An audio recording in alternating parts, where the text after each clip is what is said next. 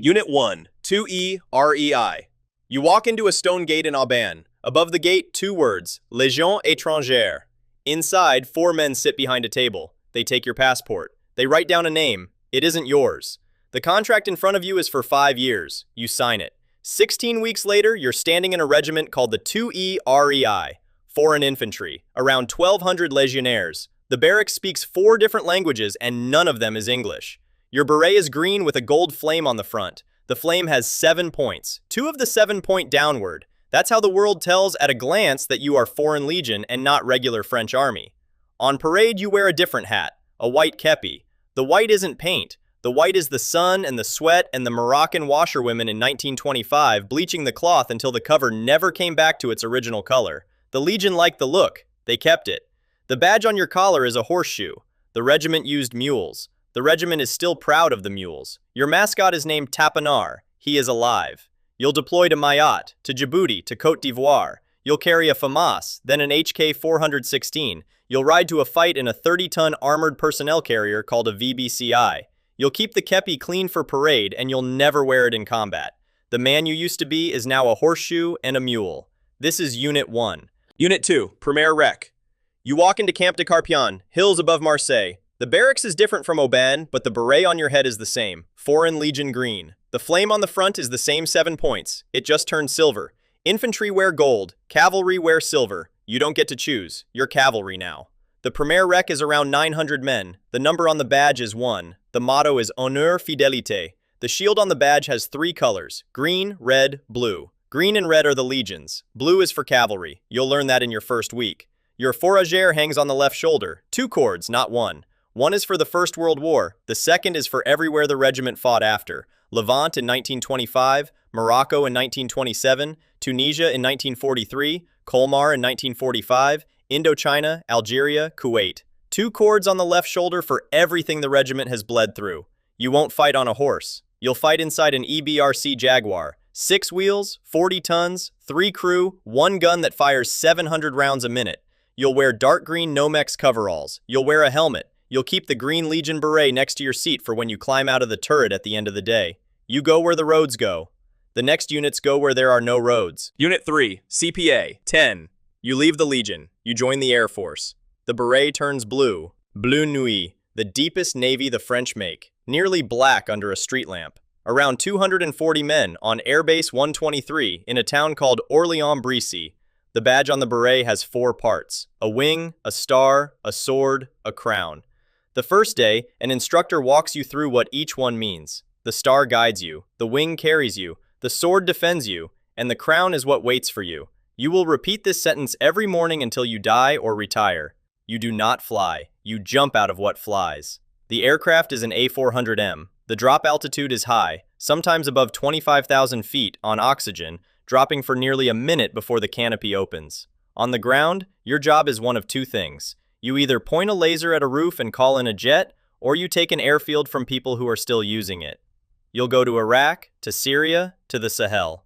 The roof you mark is the roof that disappears. If you mark the wrong roof becomes a memory. Unit 4, 4E RHFS. Your beret turns blue again, brighter this time. Blue cobalt, the color of the Army's light aviation. You'll see it across a parade ground next to a Foreign Legion green, and you won't confuse the 2. You're in Pau, Quartier Boiteux. The base used to have a different name. They renamed it in 2017 after a man named Damien Boiteux, who flew a Gazelle helicopter into a Malian forest in February 2013 and didn't come out. You park your car at his name every morning. The 4E RHFS is the helicopter regiment for French Special Forces. Around 500 men, about 100 of whom fly. You'll fly 5 different airframes. The Caracol, gray, big, refuels in flight, lifts a full team out of a hot landing zone. The Tigre, 3-tone camouflage, 30mm chin gun, Hellfire missiles on the wing pylons. The Gazelle, small, olive green, with a tail rotor that lives inside a duct so it whispers instead of clatters. The Cougar, the Puma. You'll insert other people. The men you insert are why this video isn't over. Unit 5, GCP-11EBP. You're a paratrooper. There are 8,000 paratroopers in the 11th Parachute Brigade. 250 of them are GCP. You're one of them. You don't have a GCP beret. You wear your old regiment's beret, the deep red the French call Amarante. The badge on the front is whatever your home regiment wore. There's nothing on you that says GCP. That's the point. What you've added is a different qualification. The brevet de chuteur opérationnel. High altitude jumps, low opening jumps. 6 jumps just to qualify. 3 of them at night, 1 of them with full equipment in a forest you can't see until your boots hit it. Your job is to land before everyone else does. The brigade lands at 5 in the morning. You land at 3. The 2 hours between you and them you spend alone in someone else's country with a GPS marker, a knife, and a radio you only use if you're already dead. Older sources say you're sometimes loaned out to French intelligence for missions that don't get written down anywhere. Newer sources say you aren't. Both sources are talking about the same 250 men. You don't sign anything that explains where you've been. You hand the drop zone to the brigade. They take it from you and you go home. Unit 6, 2E, Rep and its GCP. You step off a transport in Calvi on the Corsican coast. Camp Rafali. The Mediterranean is half a kilometer from your barracks. The beret you're handed is green again. Foreign Legion green, the same one you wore in your first 2 units. The Legion has worn this beret since 1959, and you keep wearing it even when you jump out of a plane. The 2E Rep is the only airborne regiment of the Foreign Legion. Around 1,100 men, 5 companies. Each company does one thing. The first company does cities and night fighting. The second company does mountains. The third company does water and beaches. The fourth company shoots from very far away or blows things up. The fifth company does desert. There used to be only 4. They added desert again in 2015. Inside the regiment is something smaller, the GCP. 24 men in 2 groups of 12. To get into it, you run 30 kilometers in less than 4 hours, in full kit, with 11 kilograms on your back. A man named Pelham held the record for that run from 1994, 2 hours and 28 minutes. Most men trying it never finish. Your regiment has done one thing nobody else in France has done since Indochina. May 1978, Kolwezi, in what was then Zaire. 381 legionnaires jumped onto a strip of dirt 800 meters long, 4-meter termite mounds in the way, and freed 2,000 European civilians from rebel forces.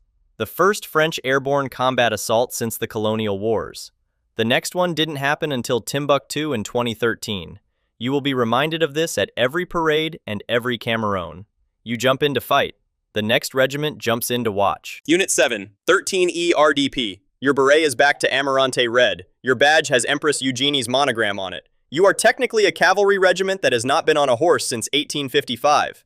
Camp de Souge, near Bordeaux. Around 900 men, 7 squadrons. Each squadron specializes in a different environment. One does combat diving, one does the Arctic, one does desert, one does cities. The squadrons don't work together very often. The job doesn't allow it. You're not here to fight, you're here to watch. Your weapon is silenced. Your rifle is an HK-416 with a long suppressor that turns the muzzle blast into a cough. Your sidearm is an MP7 you'll never use. You wear a ghillie suit that turns you into a bush. Your helmet is a TCF NVG V2 with Thales optics that work in moonlight. You watch a man for 4 days. He cooks, he prays, he picks up his daughter from school. On the 4th night, you call in his coordinates. By the next morning, the man is gone. The school still has the daughter. You don't go to her. You leave the way you came in. The unit has 5 olive bronze leaves on the Croix de la Valeur Militaire Fourragère. Each leaf is a citation. The citations are from Mali, Sahel, the Levant, between 2011 and 2024. Each one started with a man like you watching for 4 days. You watch and you disappear. The next unit has nowhere to disappear to. Unit 8, GIGN. You're not army anymore, you're gendarmerie. Your uniform changes, your job changes, your sidearm changes. The beret turns dark navy. The badge on the patch is round, with a parachute and a flame and a sniper scope on it. The unit was created in 1973, after Munich. Your training takes 14 months. You will be taught to free fall at 30,000 feet on oxygen. You will be taught to dive in a closed-circuit rebreather. You will be taught to defuse improvised explosives. You will be taught to shoot a moving target at 300 meters with a bolt-action rifle through a glass pane that hasn't broken yet. Most days, none of these matter. The days that they matter, every one of them does. Around 400 operators based at Versailles Satori. You'll deploy to Afghanistan, to Libya, to Ukraine in 2022. The cultural memory people have of you is wrong. They picture a black balaclava and a Manurhan 357 revolver. The balaclava is correct. The revolver is symbolic. It's been mostly retired. You carry a Glock 17. Your long gun is an HK-416 or an HK-417 or a suppressed HK-MP5. Your sniper rifle is a Hecate 2 in 12.7mm, and the round it fires can go through an engine block. December 1994, Marseille Airport. 4 hijackers have boarded an Air France flight at Algiers and flown it across the Mediterranean. There are over 170 passengers on the plane. The hijackers have already killed 3 of them. The plane is on the tarmac with the engines running, and they have explosives. You assault the cabin from 3 points at once. Stairways onto the front and rear doors. A sniper team on the runway. Inside the aircraft, the operation lasts 20 minutes. All 4 hijackers die. Every remaining hostage walks off the plane alive. The blueprint for every airline hostage rescue written since is yours. Other countries study it. Other units copy it. None of them have done it again. You're the famous one. The next unit is the one nobody photographs. Unit 9, Commando Hubert. You are not allowed to apply yet. Before you can join Commando Hubert, you have to spend 5 years in another Marine commando. 5 years getting good at killing people from the sea. Then you can apply. The selection cuts most of the men who do. If you make it, your beret is green. Vert Commando, the same green Free French commandos brought back from Achnacarry, Scotland in 1944. You wear it pulled to the right side of your head. Every other beret in the French military pulls left. Yours pulls right. That's not a mistake. That's your unit's tribute to a British tradition that started when a man named Augustin Hubert died at Weestrum at 21 years old, fighting alongside the British on the morning of D-Day. The unit is named after him. So is the way you wear your beret. Your base is Saint-Mandrier, on a peninsula above Toulon. About 102 men, 2 companies. The first has 50 divers split into 7 groups. The second has 30 support. What separates you from every other commando is the breathing apparatus on your chest. The frogs. Full-range oxygen gas system. It puts pure oxygen into a sealed loop and scrubs the carbon dioxide back out. No bubbles come out of it. Nothing magnetic comes out of it. The mines you swim past don't see you. The boats above don't hear you. You enter a harbor you have no permission to be in, and the harbor does not know you've been there until a year later when the country it belongs to reads the news. Your chest carries a small bronze badge. It was designed in 1955 by the 3rd man ever to qualify on this unit. You will wear it for the rest of your life, even after you've left. Some of the men who serve with you don't come home. May 2019, Burkina Faso. 2 hostages were rescued. 2 operators died doing it. Their names are Maître Cédric de Pierrepont and Maître Alain Bertoncello. Both their names are on the wall in Saint-Mandrier, and you'll walk past it every morning for the rest of your career. There's one unit above you that doesn't need a beret to be remembered. Unit 10, Premier RPIMa. You walk through the gate of a star fortress on the Atlantic coast. The fortress is in Bayonne. It was designed by a man named Vauban in the 17th century. Inside the gate on the wall, 4 words are carved into the stone. They are in French. Qui ose gagne? Who dares wins. The first man to write that sentence was British. His name was David Stirling. He wrote it on a wall in the desert in Egypt in 1942, and he wrote it in English. He was building a unit called the SAS. 2 of his squadrons were French. When the war ended, the British SAS was disbanded for a few years. The French SAS wasn't. The 3rd and 4th French squadrons of the British SAS became, over 4 name changes, the Premier RPIMa. You're in a regiment of around 900 men. There are 6 companies. Each one does a different thing. The first company does Halo and Hey-Ho airborne assault, combat diving, counterterrorism, and protection of high-value persons. The second company does extreme environments. Jungle, mountain, desert, Arctic, and sabotage. The third company does long-range motorized reconnaissance. They drive vehicles into countries nobody admits they're in. The fourth company does cities, snipers, drone operators, hostage rescue. You'll spend a year qualifying on one of the 4, then another year qualifying on a second. Your beret is Amarante, the same red as the Dragoons in Unit 7. The badge on it is different. April 2017, the regiment formally restored the original World War II SAS roundel, the one Stirling's men wore in the desert. Silver circle, sky blue center, white parachute over a red downward arrow. Behind it, a sword. Around the rim, 2 phrases, SAS at the top and Qui ose gagne at the bottom. There is no Marine anchor on the badge. The Premier RPIMa is the only Marine infantry parachute regiment in France whose beret carries no anchor. The absence is on purpose. The regiment's flag carries 8 battle honors. 4 fourragères hang from it.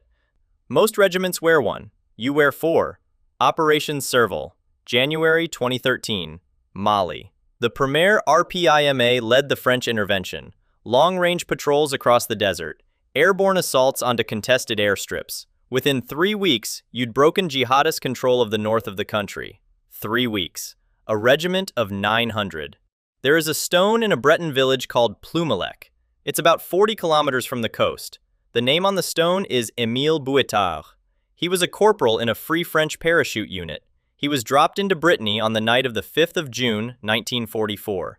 He died at 12:40 in the morning on the 6th, 4 hours before the British landed at Sword Beach, 3.5 hours before the Americans landed at Omaha.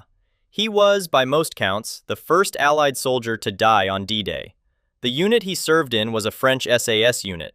That unit, after 4 name changes, is the regiment you've now joined. Qui ose gagner? The British wrote it in English in 1942. The French wrote it in French in 1960. The premier RPIMa carved it back onto a beret in 2017.